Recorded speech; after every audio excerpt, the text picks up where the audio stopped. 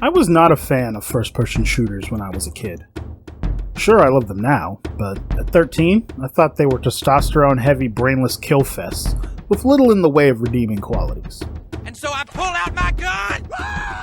Now, before you castigate me, I'll remind you how young I was, and arrogant in the way only the young can be. Old enough to see the world around me, but nowhere near old enough to actually understand it. Up to that point, I'd never even played a first-person shooter. Things changed when some friends brought over a copy of Halo 3 to play with me and my brother. Now, while I wasn't fond of shooters, I wasn't about to let them play my Xbox in my room while I watched in silence. So I joined in. And well, Bungie got themselves a new convert that day. I judged the FPS genre too harshly. While there's certainly an aggressive edge to shooters, they weren't the mind-numbing bullet paloozas I imagined. And some of them had complex plots and interesting lore behind all that gunplay and explosions. Lore that carried Halo through its first incredible trilogy. Lore that meant, once the magic of those first 3 triumphant games wore off, then the developers would have no choice but to escalate and change their legendary series, for better or for worse. I'm Ella Kidra, and this is Growing Up a Gamer, why Halo absolutely had to change.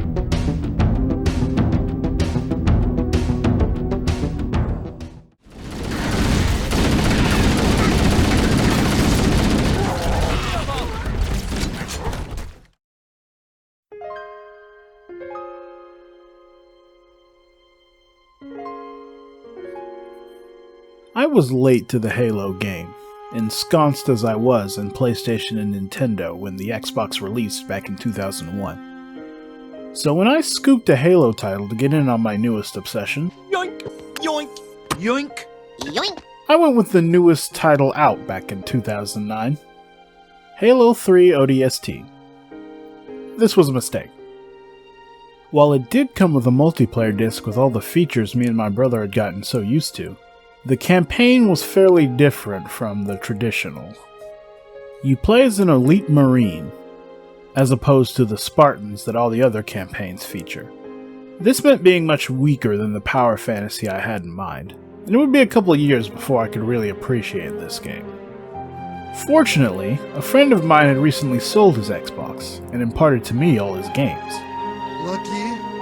Which included Knights of the Old Republic, Star Wars Republic Commando, and mint copies of Halo 2 and Halo Combat Evolved. It was time to see where it all began. The game was dated even back then, but that did nothing to lessen my enjoyment. I was finally drawn all the way to the fascinating world of Halo, a 26th century struggle for humanity's survival against the genocidal alien alliance known as the Covenant.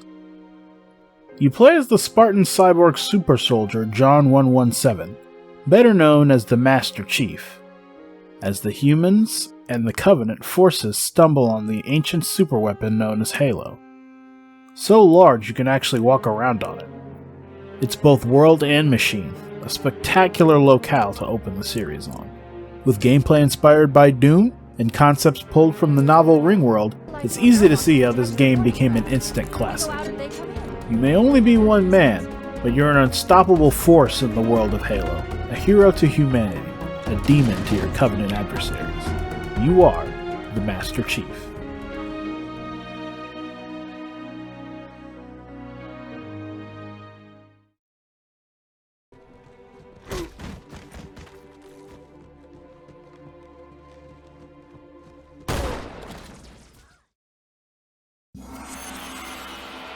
Bungie did not rest on its laurels after their initial success. Rather, they built on it, expanding the Halo universe and improving upon perfection. Halo 2 introduced dual wielding, as well as additional weapons and locales. Even more interesting, they showed us the human Covenant conflict from another perspective. The Master Chief's opposite, Thel 'Vadam, a Sangheili warrior better known as the Arbiter.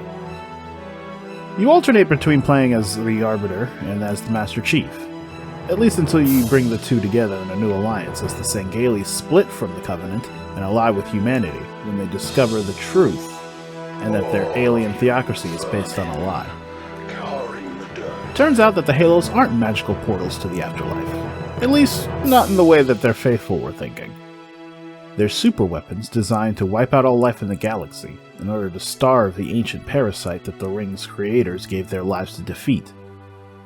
This is where I came full circle, beating Halo 3 and completing the trilogy that is universally adored by the Halo fanbase and gaming community at large. Here's the part where I mention the Flood in more detail. The parasite that the Halos were designed to deal with. It's a force that provides an existential threat that either directly or indirectly influences the plot and relevant actions of every other character in the series, living or dead. A force whose threat was apparently ended once and for all at the end of Halo 3. A threat without which the story has no immediately apparent direction.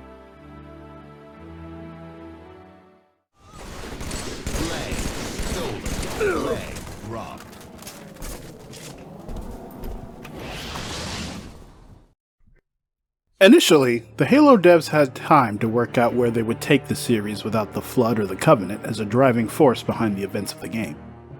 Essentially, they stalled by developing spin-offs and a prequel. ODST dove into Halo 3 from the perspective of Earth's Defenders, a squad of orbital drop shock troopers, the best soldiers in the United Nations Space Command, aside from the Spartans, of course. Halo Reach is a beloved and well-regarded prequel that follows the events leading directly to Halo 1. You play as a squad of Spartans on humanity's second most populous and well-armed world, second only to Earth in importance. Reach, the birthplace of the Spartan program. Despite being a doomed mission, the squad gives everything, including their lives, to buy humanity more time and a chance at eventual victory. I put hours upon hours of free time into Reach multiplayer back in my first year of college, and still regard the game as one of my favorites in the series.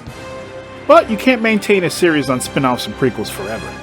343 had to move on, and that meant making a Halo game inside a new landscape of the Halo universe. With the Covenant War concluded for humanity, that meant finding a new foe for the Master Chief to go toe-to-toe with. It meant escalation. Enter Halo 4 with the Didact and the Prometheans. The Prometheans are a new force for the Master Chief to take on. A product of the Forerunners, they have a sleek, disjointed look that emphasizes their artificial nature. Mechanically, they're similar to the Covenant in that they have weak points and optimal strategies for combating them, standard for any first-person shooter enemy. Instead of shooting a Jackal's hand so that their shield falls away, or shooting suicide grunts so that their grenades kill their allies, you're holding back on your own grenades so that a Watcher doesn't turn around and throw it right back at you. Unfortunately, the fanbase never quite took to the Prometheans. Perhaps due to their mechanical nature, Prometheans lack personality. Bite my shiny metal ass. They have no stake in the events of the game. They're more obstacle and enemy in that way.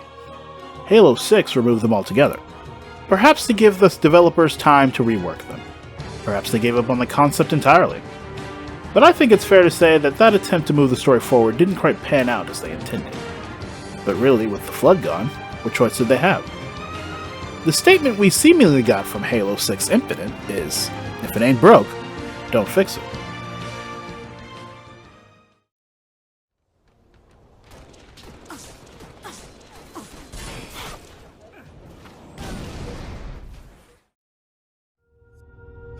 No one likes a roller coaster that never ends. Naturally, you expect a story to contain enough conflict to keep consumers engaged and interested. But a story that seems to never end, worse, one that repeats the same conflict again and again, is bound to lose the interest of repeat consumers. We get bored. While there's something to be said for episodic content, it doesn't lend itself towards big stories. Big stories have to have big conclusions and lasting effects. And that means not resetting back to the status quo at the end of the story. Halo 5 Guardians was a continuation of the story of Halo 4, but the Didact was gone, leaving the Prometheans leaderless. And who better to lead them than your ride-or-die AI companion Cortana, who's been with you since the beginning of your Halo journey. Oh, that's a bad idea. Oh, that's a very bad idea. Now, I'm not going to question the wisdom of this direction. I'd even argue that there was merit in the idea of making Cortana the villain. But I would have suggested a slower descent into the madness that makes her an antagonist. Perhaps keep the Didact alive in Halo 5, with Cortana eventually usurping him as her madness takes hold. All this to rescue the Prometheans from obscurity and create a man versus machine narrative for the next game. I actually really like the idea of all the former Covenant species and humanity working together to bring down the AI threat. The Prometheans could have been given the personality of the AIs brought over to her side. Human AIs with interesting personalities and senses of humor. That would have solved my biggest issue with them. Imagine bringing down a Promethean knight only to have a snarky AI yell, "Good one. Too bad for you, I have like 100 more. Enter the next wave." That'd be an experience. Only 343 didn't lean into their original idea. They scrapped it. Killed Cortana off-screen and pitted you against yet another Covenant remnant faction, the Banished. A secular force of Covenant dissonance that, apropos of nothing, choose the UNSC as their primary enemy and target.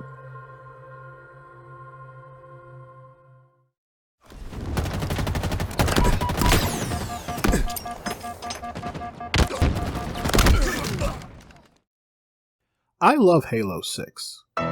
Do not take my desire for a more satisfactory conclusion to the Reclaimer saga as a comment on Halo Infinite. The Banished are a threatening and formidable foe, with buckets of personality. The thing that the Prometheans lacked above all else. The protagonist characters, the weapon and the pilot, are well-rounded and endearing characters that foil well with the stoic and silent Master Chief. Infinite is much more like the Halo games of old, albeit with open-world content to enhance it. That similarity to old games is part of the problem. 343 struggled to move the story forward in a satisfactory way, so they went back to their roots. This about-face was sloppily handled at best, and I can explain why using my typical 3-point grading system. Story. The Banished have no inherent reason to despise the UNSC the way they do. Perhaps my opinion is influenced by my knowledge of them in the books, but the zeal with which they hold the UNSC in contempt is not matched by the threat they actually pose to the Banished themselves. They're rivals in pursuit of Forerunner tech, but that's it. No territorial disputes, no revenge, no nothing. Sure, Cortana blew up the Brute homeworld, but that happened long after the conflict began. I question the motivation, essentially.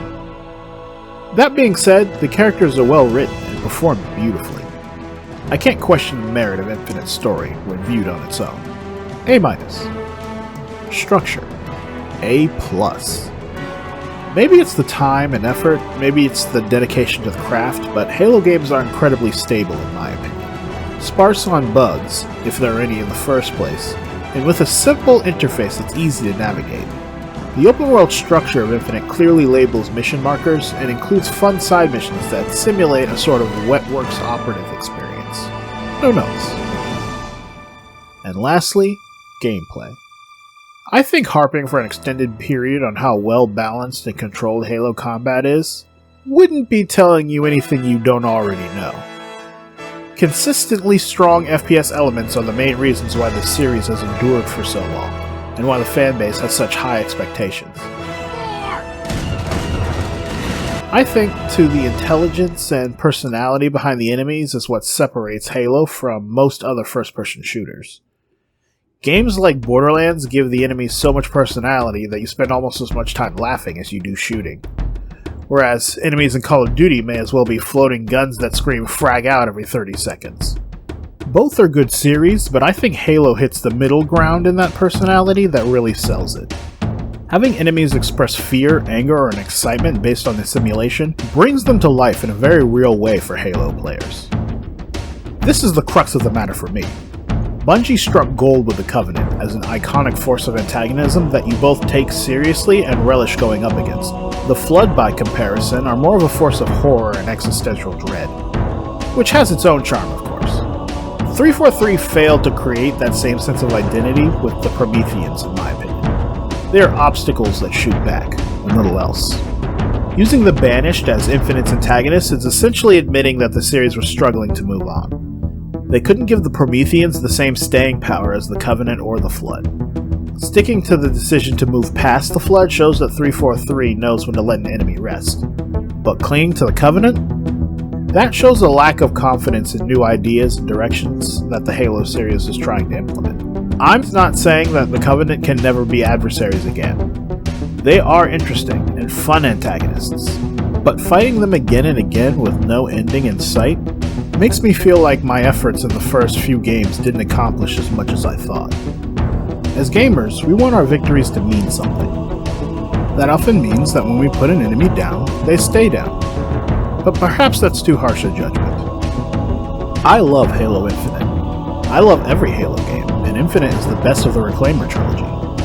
Whether it's the open world or a return to a more personal story around a smaller, more tight-knit group than the earlier Halos, Infinite is fresh and more fun than the last two games by far, in my opinion. I just want Halo to be the best it can be, and improvement requires change. I'm Elakidra, and this has been Growing Up a Gamer, Why Halo Absolutely Had to Change. Let me know your thoughts on Halo in the comments below, and like and subscribe if you're feeling so inclined. See you next time.